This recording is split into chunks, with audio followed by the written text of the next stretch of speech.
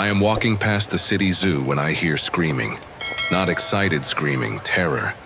Dozens of voices erupting at once, people shouting, children crying, security alarms blaring through the afternoon air. I stop and turn toward the entrance.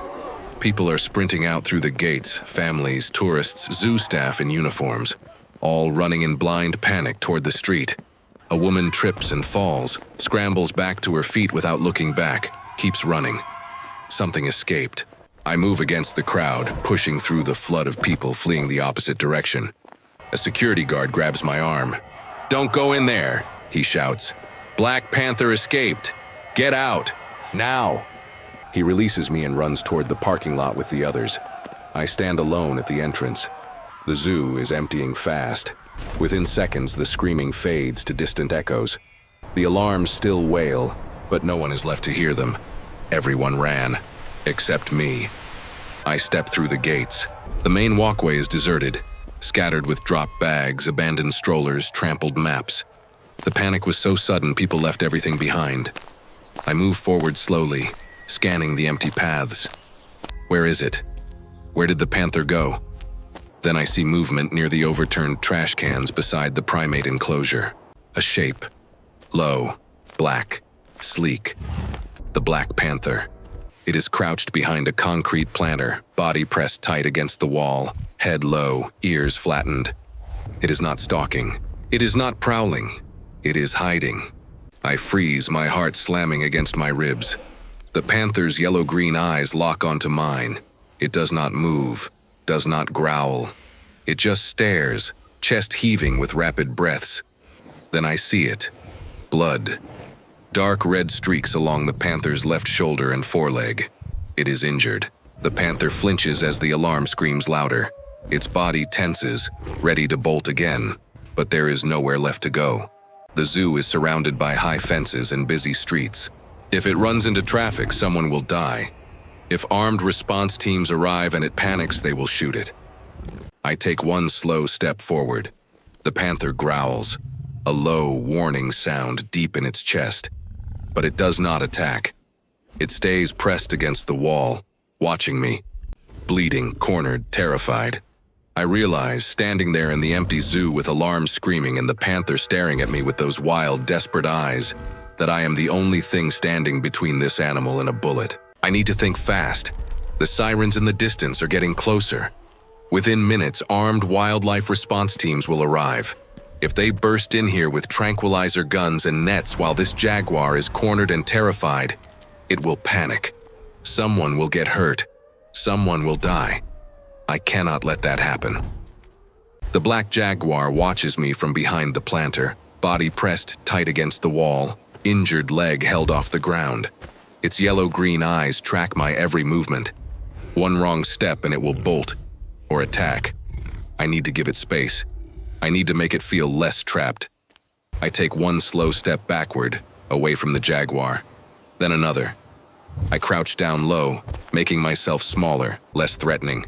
I break eye contact, looking down at the ground instead of directly at it. The jaguar's breathing slows slightly. Its muscles relax just a fraction.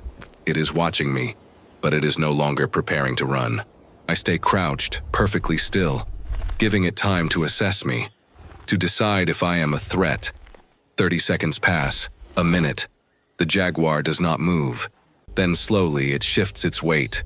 It takes one small step out from behind the planter, not toward me, just out, into the open. It is testing me, seeing if I will chase, if I will trap it further. I stay motionless. I do not move. I barely breathe. The jaguar takes another step, then another, moves along the wall, keeping distance between us, favoring its injured leg. It is limping badly now. Whatever happened when it escaped, climbing over a fence, breaking through a barrier, it hurt itself more than I realized. I watch it move, calculating distances, angles, options. The jaguar is heading toward the far side of the zoo, away from the entrance, away from the sirens. But there is nothing there, just more enclosures, more dead ends, more traps. I need to redirect it. Guide it somewhere safer. Somewhere the response teams can contain it without violence. I remember the large animal hospital at the back of the zoo. It has holding pens, secure doors. If I can get the jaguar to move in that direction, the wildlife team can contain it safely when they arrive. But how do I guide a terrified, injured jaguar without making it panic? I stand up slowly. The jaguar freezes immediately, body tensing again. I take a step to my left away from the direction I want it to go. I create an opening, a path. The jaguar watches me. It sees the space I just created. An escape route. It moves, not toward me, toward the opening, toward the back of the zoo. I take another step left. The jaguar takes another step forward. We are moving together now, not together, separated by 20 meters of empty zoo path, but in coordination. I move, it moves. I create space. It takes the space. I am hurting it.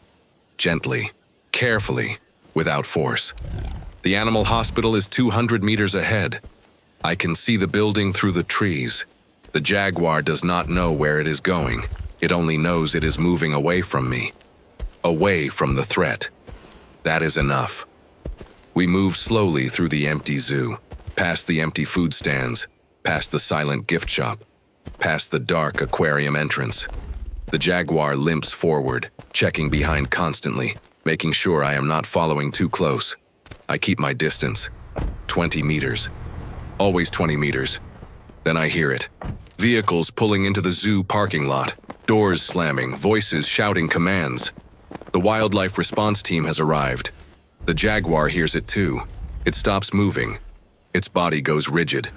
It turns toward the sound, ears flattened, ready to bolt in the opposite direction. If it runs now away from the animal hospital, deeper into the zoo, they will never catch it safely. It will hide in the dense vegetation near the wetlands exhibit. They will have no choice but to use force. I have seconds to make a decision. I step directly into the jaguar's path, blocking the way it wants to run. The jaguar growls, low, dangerous. It is telling me to move. I do not move.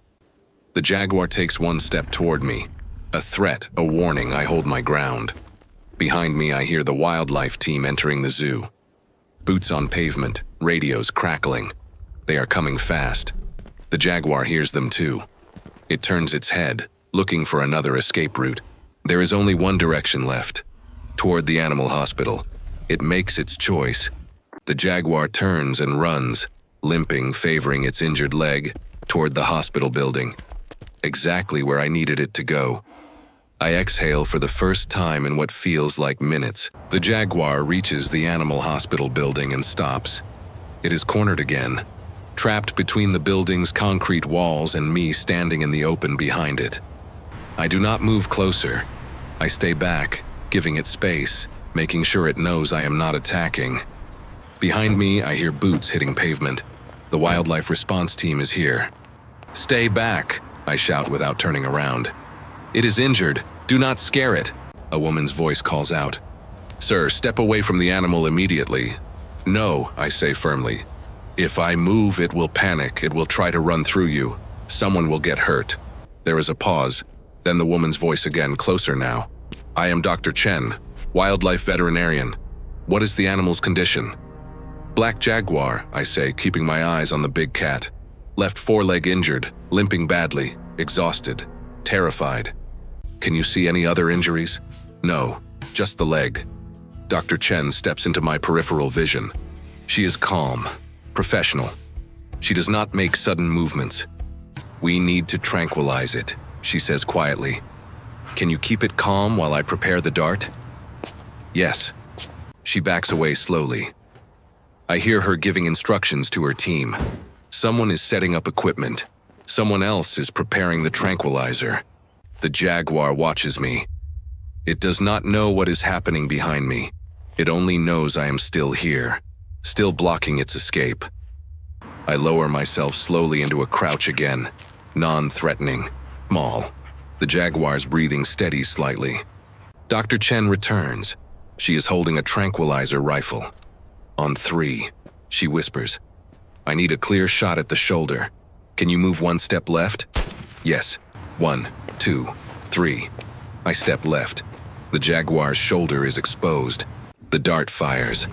A soft thump. The jaguar flinches, lets out a low growl, spins toward the sound. "Do not move," Dr. Chen commands. I freeze. The jaguar turns back toward me. Its eyes are wide, frightened. It takes one unsteady step forward, then another. It is walking toward me now, not attacking, just walking, confused. The tranquilizer is taking effect. The jaguar's legs wobble. It tries to stay upright, but its body is failing. It stumbles, falls to its side. Within seconds, it is unconscious. Dr. Chen and 2 team members rush forward with a stretcher. They lift the jaguar carefully, supporting its head, securing its legs. "Is it okay?" I ask. "It is sedated," Dr. Chen says. "We will examine it now. Check the leg injury, run blood tests. Make sure there are no internal injuries." They carry the jaguar into the animal hospital. I follow. Inside, the hospital is clean, bright, equipped with surgical tools and holding cages. They place the jaguar on a large examination table. Dr. Chen examines the injured leg carefully. Laceration on the foreleg, likely from climbing the enclosure fence during escape. No fractures. It will heal. She cleans the wound, applies antiseptic, stitches the cut closed. Another veterinarian checks the jaguar's vitals. Heart rate elevated but stable. Temperature normal. No signs of trauma beyond the leg. Dr. Chen injects antibiotics, pain medication, fluids through an IV line. "It will sleep for 2 hours," she says, looking at me. "When it wakes up, we will move it to a recovery enclosure, then back to its habitat once it is fully healed." I nod. It was terrified, everyone running, the alarms. It did not escape to hunt. It escaped because it was scared. Dr. Chen smiles slightly. Most animals do not attack humans unless threatened. This jaguar just wanted to survive. She looks at me. "You saved its life. If it had run into traffic or deeper into the zoo, we would have had no choice but to use lethal force. You guided it here. You kept it calm." I do not feel like a hero. I just feel relieved. "Can I stay?" I ask. "Until it wakes up?" "Yes." I sit in a chair beside the examination table. The jaguar lies still, breathing steadily, finally at peace. For the first time since I heard the screaming at the zoo entrance, I allow myself to relax. 2 hours later, the jaguar begins to stir. I am still sitting in the chair beside the examination table when I see its eyes flutter open, slowly, groggily. The sedation is wearing off. Dr. Chen enters the room immediately. She has been monitoring the jaguar's recovery from her office. "It is waking up," she says quietly. "Stay still. Do not startle it." I do not move. The jaguar lifts its head slightly. Its yellow-green eyes focus slowly. It looks around the room, confused, disoriented. Where is it? What happened? Then its eyes land on me. I hold my breath. The jaguar stares at me for a long moment. Recognition flickers in its gaze. It remembers the zoo, the alarms, the chase. Me standing in its path. Me guiding it here. It does not growl. It does not bare its teeth. It just looks at me. And then slowly it lowers its head back down onto the table. Calm, accepting. Dr. Chen exhales quietly. "It trusts you," she whispers. "That is extraordinary." Over the next hour, the jaguar becomes more alert. It sits up. It tests its injured leg carefully, putting small amounts of weight on it. The stitches hold. The pain medication is working. It is healing. Dr. Chen and her team prepare a recovery enclosure. A large, secure space with soft bedding, water, and food. A place where the jaguar can rest safely while it heals fully. "We will keep it here for 3 days," Dr. Chen explains. "Then we will return it to its habitat at the zoo. The enclosure has been repaired. It will not escape again." I nod. "Can I visit before it goes back?" "Yes." 3 days later, I return to the animal hospital. Dr. Chen leads me to the recovery enclosure. The jaguar is inside, lying on soft bedding in the corner. Its injured leg is almost fully healed. It stands when it sees me. We look at each other through the enclosure glass, the jaguar and the man who saved it. There is no fear in its eyes anymore, no panic, just quiet recognition. Jen opens a small access door. "You can go in if you want," she says, "but stay near the door. If it reacts badly, exit immediately." I step inside. The jaguar watches me but does not move. I crouch down, making myself small again, just like I did in the empty zoo 3 days ago. The jaguar takes one step toward me, then another. Slowly, carefully, it stops 2 meters away. We stay like that for a long time, not touching, not moving, just acknowledging each other. 2 lives that intersected for a brief, dangerous moment and survived. "Thank you," I whisper, "for trusting me." The jaguar blinks slowly, then it turns and walks back to its bedding. It lies down, watching me with calm eyes. I stand up slowly and exit the enclosure. Dr. Chen closes the door. "Tomorrow, we take it back to the zoo," she says. "It is ready." I nod. The next morning, I stand outside the jaguar's habitat at the zoo. The enclosure has been reinforced. The fences are higher. The barriers are stronger. The jaguar will not escape again. Dr. Chen and her team release the jaguar into its habitat. It steps out of the transport crate slowly, testing its surroundings. Then it moves into the tall grass, disappearing into the foliage. It is home. I watch for a few more minutes. Then I turn and walk toward the zoo exit. The same exit where I stood alone 4 days ago, while everyone else ran away screaming. But something has changed. I am different now, not because I did something brave, not because I am a hero, but because I made a choice. When everyone else ran, I stayed. When the easy option was to walk away, I chose to help. And somehow, that made all the difference. I leave the zoo and walk back into the city. Life continues. People pass me on the street, unaware of what happened here. Unaware that a terrified jaguar almost died. Unaware that one person choosing to stay instead of run saved a life. But I know, and the jaguar knows, and that is enough.